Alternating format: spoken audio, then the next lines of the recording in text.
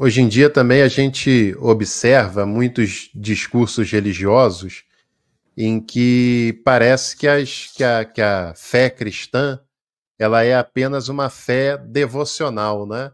De que a pessoa apenas faz as suas orações, canta os seus louvores, ouve uma palavra, na maioria das vezes, com o propósito de entender o que Deus pode fazer por ela. Parece que há um divórcio assim muito grande entre o domingo e a segunda-feira, né? Que aí no dia seguinte a pessoa é totalmente uma outra realidade.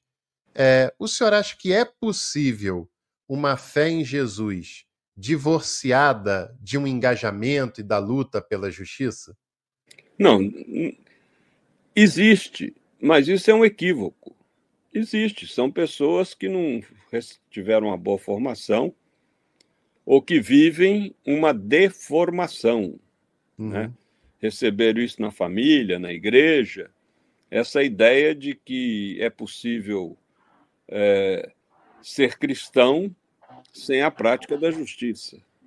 E isso no Evangelho não é possível. Ou seja, Jesus deixa muito claro que o compromisso de justiça é imprescindível para os seus discípulos, porque o Deus nos criou para viver num paraíso. O que significa essa palavra? Numa sociedade que, como na nossa família, as pessoas são diferentes, mas todos na nossa família têm os mesmos direitos e as mesmas oportunidades. E a ambição humana, o pecado, rompeu esse projeto de Deus, porque Deus é amor.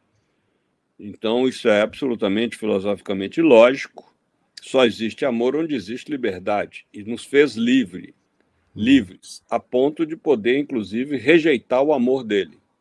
Deus jamais deixa de nos amar, mas nós podemos nos fechar a esse amor.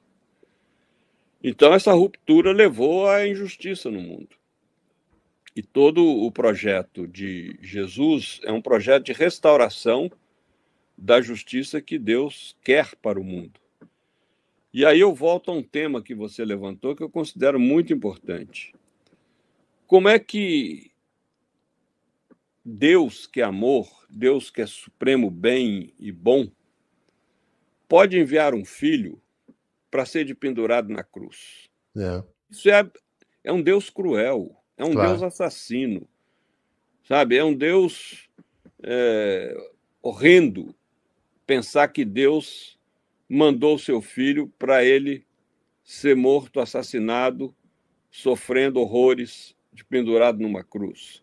A maior prova de que essa teologia é absolutamente equivocada é o episódio de Abraão com seu filho Isaque. Sim. Abraão era de uma religião pré-cristã ou pré-hebraica, pré-judia, e lá no Iraque, onde ele morava, ele tinha uma prática religiosa que ainda existe em alguns setores, de oferecer a primeira colheita ou o primeiro animal a ser parido no seu curral aos deuses. E ele adquiriu uma fé do Deus único, mas continuou, como é comum, com os ritos antigos. Isso é muito comum. Às vezes a gente muda a nossa concepção a respeito de alguma coisa, mas não muda os nossos hábitos. Os nossos hábitos são mais difíceis de serem mudados, né? Então,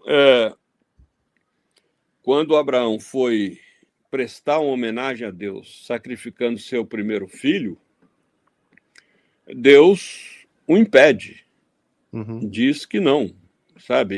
Ele é senhor da vida, e como senhor da vida, ele não pode aceitar que alguém o adore sacrificando o próprio filho ou qualquer outra pessoa. Então, isso não tem lógica. Deus enviou Jesus, que na sua liberdade assumiu uma prática de justiça que o levou à morte na cruz. Diga-se de passagem, como muitos na época de Jesus morreram na cruz, mas não tinham essa proposta de mensagem de renovação da humanidade, como Jesus, porque eram pessoas que lutavam contra o Império Romano, que era um império, né, como o Trump hoje no mundo, oprimia duramente os povos e, sobretudo, oprimia a Palestina do tempo de Jesus. E aí, gostou do corte que você acabou de assistir? Então não se esqueça de deixar a sua curtida, de se inscrever no canal e aproveite também para visitar a descrição desse vídeo, porque lá tem um material muito rico que certamente vai te interessar.